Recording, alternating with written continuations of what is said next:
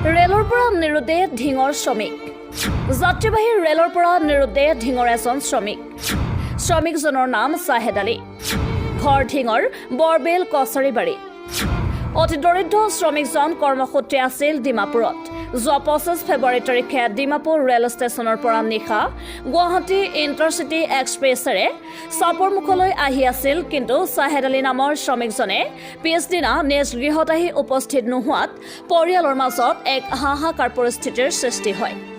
পৰিয়ালৰ লোকে স্থানীয় আৰক্ষী আৰু ডিমাপুৰ ৰেল কৰ্তৃপক্ষক অৱগত কৰাৰ উপৰিও বিচাৰ খোচাৰ কৰিও বৰ্তমানলৈকে কোনো সংসুত্ৰ লাভ কৰিবলৈ সক্ষম হোৱা নাই সেই দৰিদ্ৰ শ্ৰমিকজনৰ পৰিয়ালৰ লোকে কোনোবা সদাশয় ব্যক্তিয়ে যদি কিবা সম্ভেদ পায় তেনেহ'লে স্থানীয় আৰক্ষী অথবা 8870547623 9707012410 অথবা 9954526231 এই নম্বৰত যোগাযোগ কৰিবলৈ কাটৰ অনুৰোধ জনাইছে যাত্ৰা কৰাৰ সময়ত শ্ৰমিক চাহেদ আলীৰ পিন্ধনত গোলপীয়া ৰঙৰ পাঞ্জাবী আৰু লুংগি পৰিধান কৰি আছিল শ্ৰমিকজনৰ মুখত দাড়ি আৰু তেওঁৰ বয়স প্ৰায় 49 বছৰ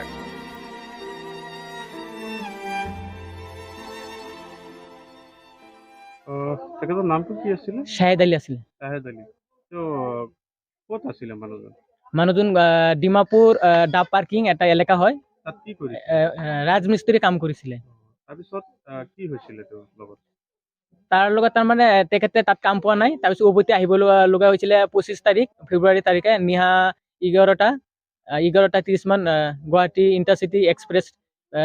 ডিমাপুৰ প্লেটফৰ্মৰ পৰা যাত্ৰা কৰিছিল অভিমুখে ঘৰ অভিমুখে চাবিমুখে তাৰপিছত মানুহটো আৰু নাই নিৰুদ্দেশ হৈ গৈছে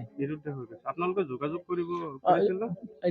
আমি যিমান পাৰোঁ যোগাযোগ কৰি প্লেটফৰ্মলৈকে গৈছিলোঁ আমি লোকেল আমাৰ ষ্টেচনত গৈছিলোঁ তাৰপিছত আমাৰ যিটো থানা হয় ডিং থানা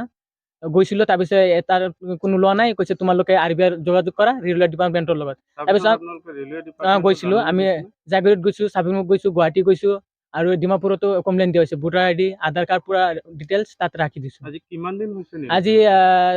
12-13 দিন হৈ গৈছে নিৰুদ্দেশ হৈ গৈছে বয়সটো কিমান হ'ব 49 হ'ব 49 হ'ব যে গোটেই ৰাজ্যবাহীক আমি এটাই অনুৰোধ জনাওঁ যে সেই চাহেদ আলী মোৰ দাদাজন য'তেই থাকে আপোনালোকে অলপ পালে কিবা আমাৰ লগত যোগাযোগ কৰক পৰিয়ালৰ ফেমিলি নাম্বাৰ দিয়া আছে আপোনালোকে কণ্টেক্ট কৰক আপোনাৰ লগত আমাৰ পুৰা ফেমিলি শ্ৰীকৃষ্ণক উপলক্ষ কৰি লৈ 300 চনত খ্ৰীষ্টপূৰ্ব 300 চনত বিন্দু প্ৰদেশৰ ৰামনগৰত যি শিলালিপি ভাস্কৰ্য শিলালিপিৰ পৰাই আমি প্ৰমাণ পাইছোঁ যে আজিৰে পৰা 6-7 হাজাৰ বছৰ পূৰ্বৰ পৰাই ভাৰতবৰ্ষত দৌল উৎসৱ অৰ্থাৎ হোলী উদযাপন কৰি থকা হৈছে ফাকুৱা উৎসৱ এই ফাকুৱা উৎসৱটো ভগৱান শ্ৰীকৃষ্ণক উপলক্ষ কৰি সমগ্ৰ ভাৰতবৰ্ষৰ সনাতন হিন্দুৰ মাজে পালন কৰে ইয়াৰে আপুনি 3 দিনীয়াকৈ পালন কৰা হয় বৰপেটা সত্ৰত সত্ৰীয়া আৰ্হিত বৰদোৱা বৰপেটা আৰু পঞ্চমী দৌলৰ লগে লগে পঞ্চমী দৌলৰ দিনাখনো ভগৱান শ্ৰীকৃষ্ণক আমি একেই দৌলটোকে আমি উদযাপন কৰোঁ তাৰ বিভিন্ন ধৰণে বিভিন্ন পাছতি উৎসৱ থাকে ঘুনুচালৈকে গৈ পেলাই বাঁহ ভঙা উৎসৱ থাকে তাৰ উপৰিও পেক ভাওনা থাকে বিভিন্ন প্ৰকাৰে সনাতন ধৰ্মাৱলম্বী সমাজখনে এই দৌল উৎসৱটো পালন কৰে বিভিন্ন স্থানত বিভিন্ন ধৰণে হয় এতিয়া আজিৰ তাৰিখত সমগ্ৰ অসমত মহাপুৰুষ শ্ৰীমন্ত শংকৰদেৱ মাধৱদেৱ গুৰুজনাই যিটো দৌল উৎসৱ আয়োজন কৰিছিল সেই দৌল উৎসৱৰ লগত সংগতি ৰাখি যি আজি আধ্যাত্মিকতা যি আছিল সেই আধ্যাত্মিকতা ক'ৰবাত আলৰিকতা পৰিলক্ষিত হৈছে আজি গুৱাহাটীৰ নিচিনা ঠাইত ফাঁচী বজাৰত ৰেইন ডেন্স আৰম্ভ হৈছে ৰাজ্যখনৰ যে বাণিজ্যিক য'ত চহৰ ফাঁচী বজাৰত ৰেইন ডেন্স কৰা হয় ক'ৰবাত বগী নৃত্য অনা হৈছে ক'ৰবাত ডিস্কো ডেন্স অনা হৈছে ক'ৰবাত উত্ৰাৱল নৃত্য কৰা হৈছে ক'ৰবাত পানীৰে খেলোৱা হৈছে পানী মাৰি দিয়া হয় এক উশৃংখল পৰিৱেশ সৃষ্টি কৰা হৈছে এই পৰিৱেশৰ পৰা অসমৰ সমগ্ৰ আধ্যাত্মিক অসমীয়া সমাজখনে আঁতৰি আহি আধ্যাত্মিকতাৰে ভগৱান শ্ৰীকৃষ্ণক উপলক্ষ কৰি লৈ পল্লৱিত কৃষ্ণ সংস্কৃতিৰ ধাৰাক আগত লৈ পেলাই সকলোৱে আগবাঢ়ি যোৱাটো উচিত আৰু আমি ভাবোঁ মহাপুৰুষ শ্ৰীমন্ত শংকৰদেৱ মাধৱদেৱ গুৰুজনাই আৰু আটাপুৰুষসকলে যেনেকৈ এই দৌল উৎসৱটো আয়োজন কৰিছিল তেওঁলোকে যিমান অৱদান দি থৈ গ'ল তেওঁলোকে সৃষ্ট হোলী গীত তেওঁলোকৰ দ্বাৰা সৃষ্ট পৰম্পৰাক আগত লৈ পেলাই এটা আধুনিকতাৰ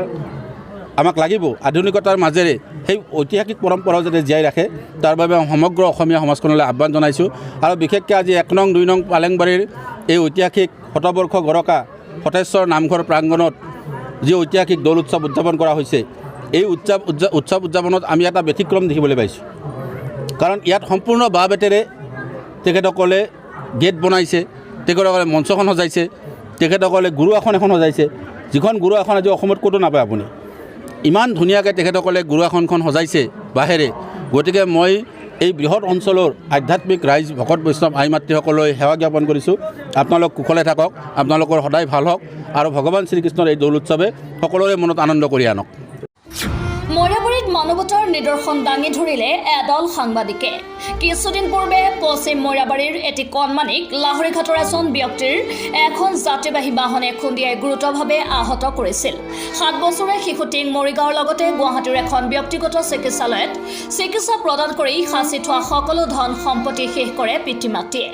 চিকিৎসাৰ নামত সকলো সম্পত্তি শেষ কৰাৰ পিছত উপায়হীন হৈ পিতৃ মাতৃয়ে মৰিয়াবাৰী সাংবাদিক সন্থাৰ লগত যোগাযোগ কৰি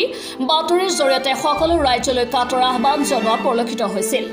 আনহাতে মৰিয়াবাৰী সাংবাদিক সন্থাৰ সদস্যসকলৰ লগতে মৰিয়াবাৰী অঞ্চলৰ বহুকেইজন সমাজহিতৈষী ব্যক্তিয়ে শিশুটিক ধনৰ যোগান ধৰি পিতৃ মাতৃক কিছু পৰিমাণে সকাহ দিয়ে শিশুটি বৰ্তমান গুৱাহাটীৰ JMCH হস্পিটেলত মৃত্যুৰ সৈতে যুঁজি আছে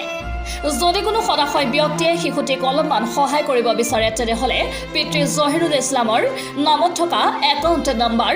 00320010003912 IFSC PUNB 0003320 অথবা ফোনপে নম্বৰ 9101962351 জাহিৰুল ইছলামৰ নামত থকা এই নম্বৰত অলপমান সহায় কৰিবলৈ অনুৰোধ জনাইছে